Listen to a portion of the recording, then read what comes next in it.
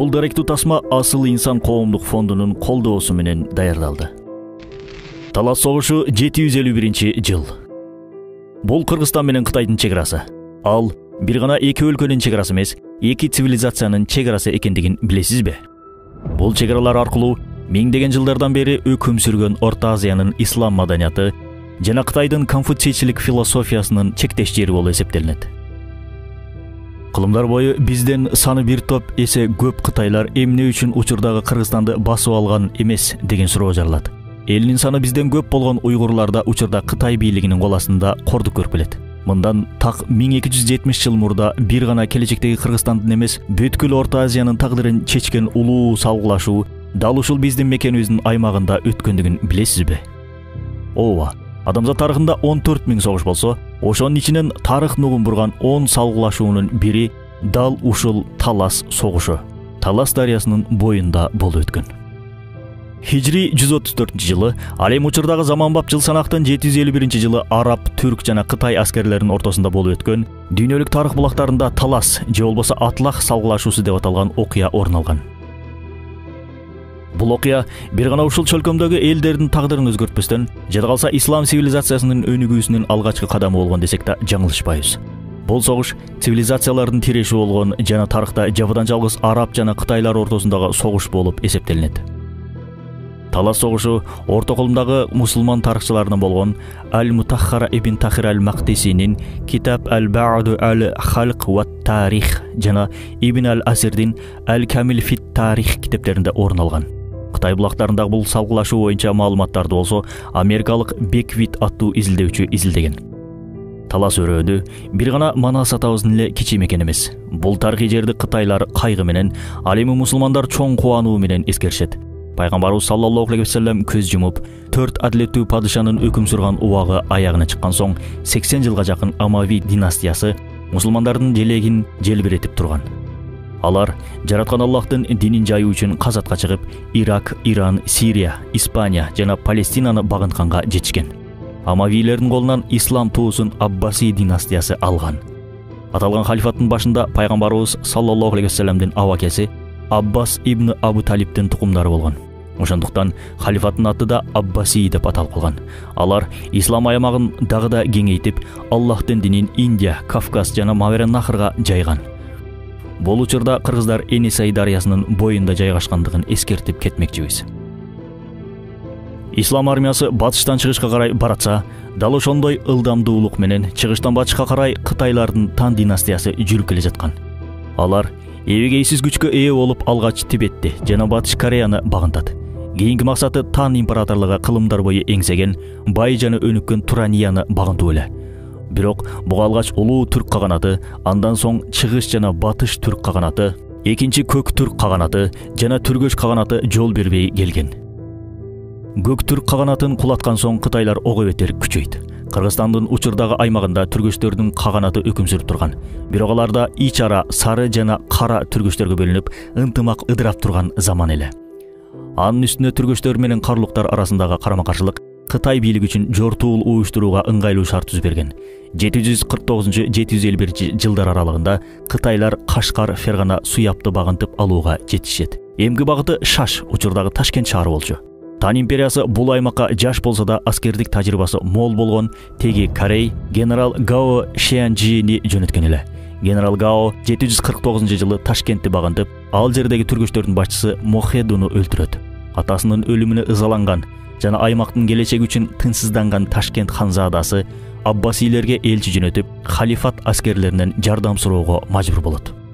Буга кошумча учурдагы Шымкент ал мезгилде Тарас аймагында кытайлардын авангарды менен согушуп жаткан арабтардын кичинекей аскердик гарнизону бар эле. Аббаси халифи Абу Муслим кытайлардын батышка болгон жортуулун токтотуу жана исламдын өкүмүн чыгыш аймактагы түрк элдерге жайуу үчүн аскер жөнөтүүгө бел байлайт. 30 000ден турган аскер Йемендик аскер башчы Зияд бин Салихтин кол астында халифаттын борбору Куфадан Ташкентке карай сапарга чыгат. Араб аскерлеринин жолго чыкканын уккан Гао 100 000 аскер менен Шаштан азыркы Талас өрөөнүнө чегинүүнү туура көрөт. 3000 километр жол жүргөн мусулман аскерлери Ташкентке келгенде кытайлар эчак кетип калган болчу. Зият ибн Салих бул маселеге чекит коюу максатында жергиликтүү түрк урууларынан жана согдалыктардан кол топтоп таласка багыт алат. Ошентип, Тан империясынын Кытай жана Корейлерден турган 100 000 аскери менен араб жана түрктөрдөн куралган 70 000 аскери Талас дарыясынын боюнда кезикишет. Кытайлар ошол аймакта жашаган карлук түрктөрүн өз тарабында согушууга мажбур кылат. Карлуктар 10 000 атчан аскери менен Кытайлардын оң жана сол канатында орун алышат. Салгылашуу Талас дарыясынын боюндагы түргөчтөргө таандык Атлах шаарынын жанында орун алган. Европа өлкөлөрүнүн тарыхый карталары аркылуу Талас согушу Кыргызстандын аймагында болуп өткөндүгү тастыкталган. Атлах шаарынын аталышы түрк тилиндеги атла, кыргызча атта, кечип өт деген маанини туюндурат. Белгилүү казак тарыхчысы Такен Молдакыновдун пикирине ылайык 2001 жылкы казак-кыргыз чек арасын делимитизация жана демаркация кылуу учурунда Талас согушу болуп өткөн аймак Кыргызстан тарапта калган жана Атлах шаары учурдагы Тараздан 25 чакырым алыстыкта болгон деп болжолдошууда.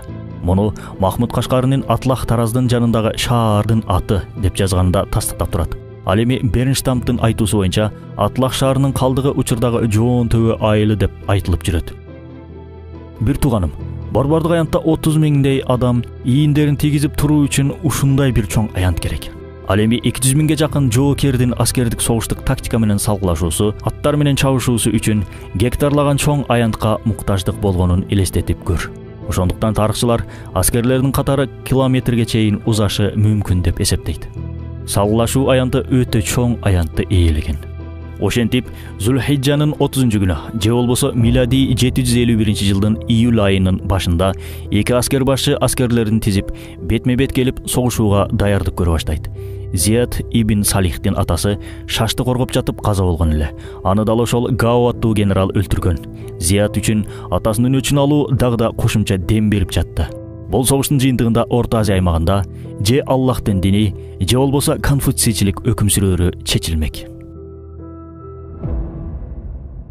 Алгачкы эле күнү узун жол жүрүп чарчаганына карабастан Зияттын кол астындагы мусулмандар чабуулга өтөт. Эки тараптын жаачылары бири-бирине ок жаадырып баштайт. Кытай аскерлери арбалет системасын колдонгондугунан улам мусулмандар тараптан өлгөндөр көбүрөөк болот. Жөө аскерлерден пайда чыкпагандыгынан улам Зият атчан аскерлери аркылуу кытайлардын эки жагынан кысмакка алууга буйрук берет. Аллаху акбар, Аллаху акбар деген ураан менен алыстан чарчап келген аскерлер кылычтарын жаркылдатып согуш талаасына кирип барат. Арабтарды ат үстүндө мыкты согушкан карлук аскерлери токтотуп калат. Экинчи, үчүнчү жана төртүнчү күнү да эки тарап жаатышып, тирешип тура берет. Канчалык аракет кылбасын Зият баштаган аскерлер өзүнүн саны жагынан көп аскерге күчү жетпейт.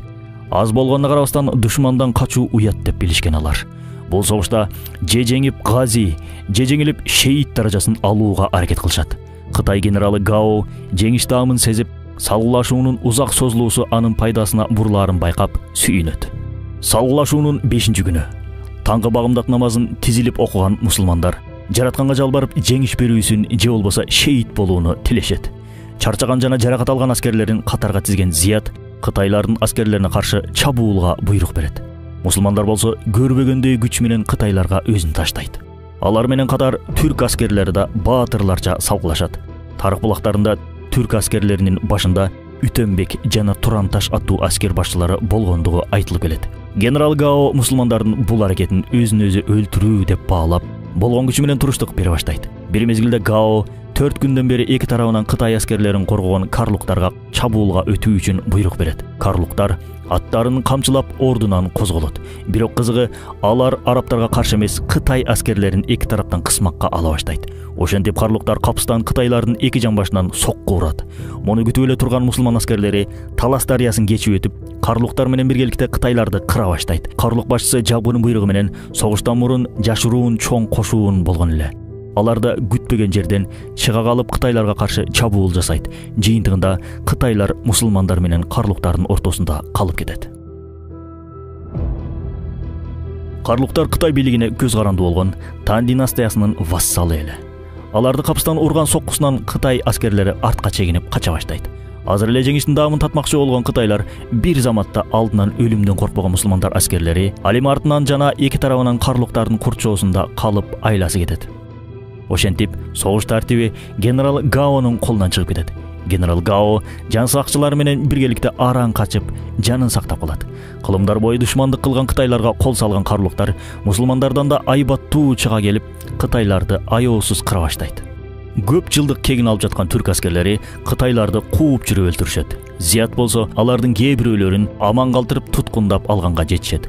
Канчалык кытайлар менен келишими болсо да, көчмөн карлуктар боордош түргөчтөр менен болгон араздашуусун унутуп, кытайларга каршы согушуунун сыры бир күн мурда эле маалым болгон.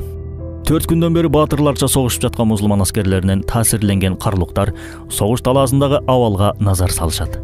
Акыр аягында мусулмандар алардын көңүлүн өзүнө тартып, имерип алганга жетишет. Буга кошумча кылымдар бою кытайлар менен көчмөн түрк элдеринин ортосундагы кастык өз ролун ойнойт. 4-күнү кечинде карлук башчысы Зият ибн Салихтин чатырына тымызын кирип, келишим түзүүнү сунуштайт. Ага ылайык карлуктар мусулмандарга жардам берип, бул жерден кытайларды жок кылмак. Бул жардам үчүн Аббасий мусулмандары жергиликтүү түрк элдерине эркиндик берип, өз бийлигин жүргүзүүгө уруксат берүүнү убадалайт. Зият менен карлук башчысы кол алышып, кийинки күндү күтүшөт. Ошентип, кытайлар жүз уктаса да түшүнө кирбеген окуяга туш болушат. Ибн ал-Асир аттуу араб тарыхчысынын пикирине ылайык, согуштун жыйынтыгында 50 000 кытай аскери өлтүрүлүп, 20 000 колго түшөт. Мусулмандар көптөгөн олжого ээ болуп, ал эми араб, түргөш, карлук жана согдалыктар тарабынан канча адам өлгөндүгү белгисиз. Бирок арабтардын жеңишке жетсе да кайрадан шашка чегинүүгө мажбур болгонунан улам, курман болгондордун саны бир топ эле көп болгонун билсек болот. Түрк аскер башчысы Туранташ, түргөчтөрдүн баатыры Байташ Тегин жана Ибн Саббах аттуу араб аскер башчылары бул салгылашууда шейит болот. Кытай аскерлеринин аз гана бөлүгү Ысык көл ойдугунан ары качып Кучага жеткен. Көпчүлүгү тоо таштын арасында өлүп, ит кушка жем болгон. Кыргыз элинде Кытай кырылгыр, 40 дөбөгө жайылгыр деген тарыхый макал мүмкүн ушул окуядан улам айтылып калгандыр. Кытай аскерлери шашылыш качып өткөн жол учурда Киров суу сактагычы жайгашкан чоң капка капчыгайы аркылуу өткөн деген божомолдор бар. Кээ бир пикирлерге ылайык, аталган согушта кыргыздар да катышкан деген ой айтылып жүрөт. Тарыхый калыстык үчүн ал мезгилде кыргыздар бул аймакка келе электигин белгилеп кетмекчибиз. Бирок кыргыз улуту ошол мезгилдеги карлук жана түргөчтөр сымал уруулардан куралганын эске салсак, демек биздин ата-бабаларыбыз да ошол согушка катышкан деп айтсак жаңылышпайбыз. Бул улуу салгылашуу болуп өткөн жер учурда Үч Коргон жана Кеңеш айылдарынын этектеринде жайгашкан. Тилекке каршы учурда Үч Коргон айылында 2, ал эми Кеңеште 1 чоң коргон гана сакталып калган. Эл арасында айтылган сөздөргө ылайык, кан көп төгүлгөн жерде сөзсүз чий өсүмдүгү өсөт. Демек, аталган жерлерде чийдин көптүгү кайсыл бир мезгилде салгылашуу орун алганынан кабар берет. Бул аймактан көптөгөн идиш, курал-жарак, соот кийимдеринин фрагменттери табылса да, бир да жолу археологиялык изилдөө жүргүзүлгөн эмес. Атлак шаарын сүрөттөгөн орто кылым тарыхчылары Тарас сымал ир шаар болгонун, шаар ичинде көптөгөн жүзүм бактары менен биргеликте жамы мечити жана базары болгонун жазышкан. Эски карталарда Атлак шаарынын чебинин издери байкалып турса да, учурда аларды табуу кыйын. Айлананын көпчүлүк аймагы Айдоо аяндына айланып кеткен. Орус тарыхчысы жана чыгыш таануучусу Бартольдтун пикирине ылайык, Кара Буура районунун Жоон дөбө айылында салгылашуунун эпицентри жайгашкан. Жоон дөбө аймагында салгылашуу болуп өткөн жер учурда көрүстөнгө берилип кеткен. Аталган аймакта рун жазмалары табылып, түркологдор андагы Атлах деген сөз жазылганын баяндашат. Талас өрөөнү чыгыштан өтмөк тоо ашуусунан башталаары көпчүлүккө маалым. Атлах сөзүнүн дагы бир котормосу кечүү, өтмөк дегенди туюндуруп жатат. Демек талас өрөөнү чыгышта да, батышта да өтмөк менен башталып, өтмөк менен аяктайт деген пикирин билдирет изилдөөчү жана Мурас кыймылы коомдук бирикмесинин төрагасы Гамал Сооронкулов. Согуштун жыйынтыгында Кытайдын батышка карай жылуусу дээрлик 1000 жылга токтоп, Борбордук Азия өлкөлөрү Кытай баскынчылыгынан биротоло кутулган. Анын ордуна ислам дининин өкүм сүрүү эрасы, ошондой эле ислам дининин өнүгүүсүнө чоң салым кошкон жалпы түрк элдеринин мусулманчылыкты кабыл алуу процесси башталган. Ошол эле учурда түрктөр өзүнүн көчмөндүк маданиятында сактап калууга жетишкен. Амави халифаты мезгилинде тутанган түрктөр менен арабтар ортосундагы тиреш аягына чыгып, достук жана бир туугандык мамиле курула баштайт. Ибн ал-Асир жана Ибн Мискавейху аттуу араб тарыхчылары өз эмгектеринде түрктөрдүн арасында бир эле учурда 200дөн ашуун бозуй тургундары эски диндеринен баш тартып ислам динин кабыл алып жатты деп ал окуяларды баяндашкан. Ал эми арадан 2 кылым өткөн соң бул аймакты кыдырып жүргөн белгилүү араб саякатчысы Шамсуддин аль-Мукаддаси Караханит хандыгына тийиштүү ар бир шаарда бирден мечет курулганын белгилейт. Түрктөр Аббаси халифатында саясий жана башка макамдарга кызматка келе баштайт.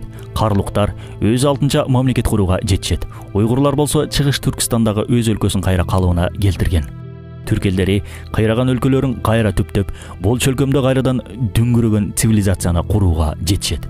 Тан империясынын эл аралык аброюна шек келет. Натыйжада Ан Лушань жетекчилик кылган ич-ара көтөрүлүштөр чыга баштайт.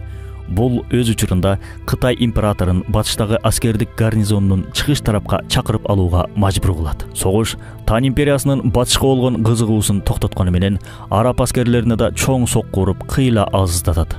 Исламдын жайылуусу Жети суу аймагына келип такалып калган. Талас салгылашуусунун жыйынтыгында Борбордук Азия өлкөлөрү өз эгемендүүлүгүн сактап калган. Кытай балесинен кутулган өлкөлөрдүн учурдагы эгемендүүлүгүнө да ошол талас согушу себепчи болгон деп ачык айта алабыз.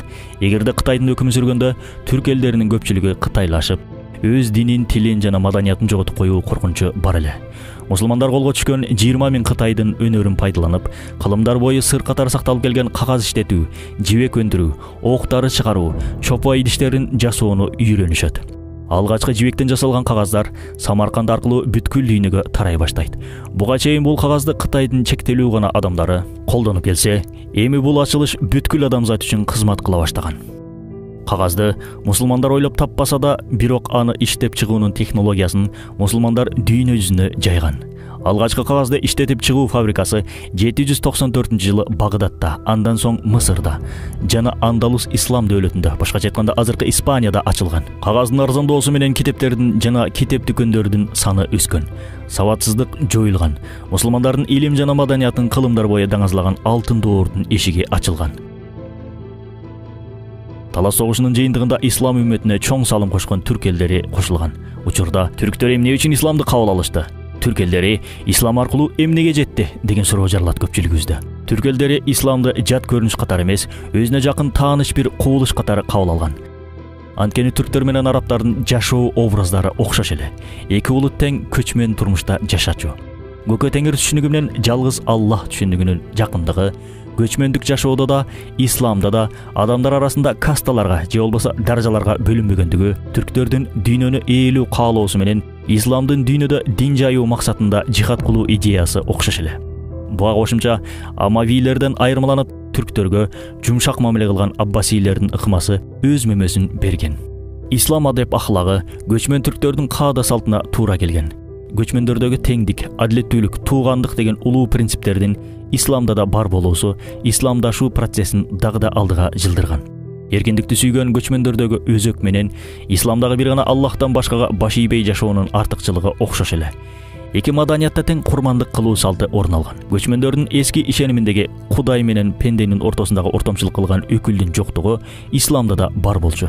Түрк элдери исламды кабыл алуу менен бир гана көчмөндүк цивилизациянын өкүлү гана болбостон, миңдеген жыл өкүм сүргөн бир нече ислам өлкөлөрүнүн түптөөгө жетишкен. Мисалы, Караханит, Мамлюк, Газнави, Селжук жана Осман дөөлөттөрү. Маварен-Нахр чөлкөмү ислам илиминин очогуна айланып, жалпы үммөт үчүн Имам аль-Бухари, Имам Тирмизи, Имам Сарахси, Махмуд Кашкари, Жусуп Баласагын, Бируни, Фараби, Ибн Сина, Улукбек, Ахмад Яссави, Накшбанди жана башка көптөгөн аалым жана илимпоздорду тартуулаган. Кыргыздардын ислам динин кабыл алуусунда да талас согушунун эбигейсиз таасири бар. Тарых илимдеринин доктору профессор Ташмамбет Кененсариевдин мусулманчылыкты тажиктер менен өзбектер кылычтын мизи менен, ал эми кыргыздар менен казактар изилдөө аркылуу кабыл алган деген пикири муну даана тастыктап турат. Согуштун жыйынтыгында биздин аймак араб халифатынын административдик бирдиги катары эмес, тескерисинче эркин, бирок ошол эле кезде исламды бекем тутунган эл байыр алган аймакка айланган.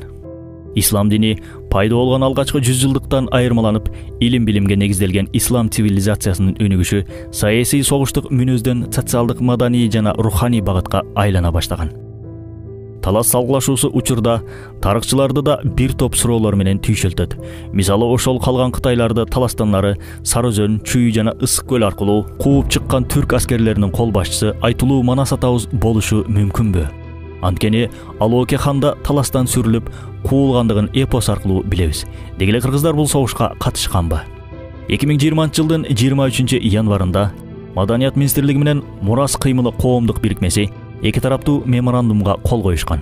Ал меморандумга ылайык улуу Талас согушунун тарыхый маанилүүлүгүн тастыктоо үчүн мемориалдык комплекс куруу максатталган.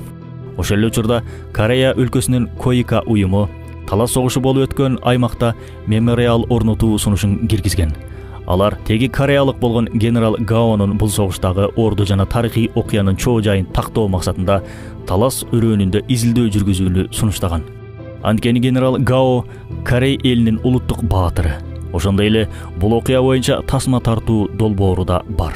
Орто Азия аймагы илгертеден цивилизациялардын кагылышы жана тирешкен жери болуп кала берди. Жараткан Алла Талас согушунда биздин эркин жашообуз үчүн күрөшкөн ата-бабаларыбыздан ыраазы болуп, шейиттерди бейиши менен сыйласын. Ал эми бизге алар токтогон жерден вазыйпабызды улантууну насип этсин.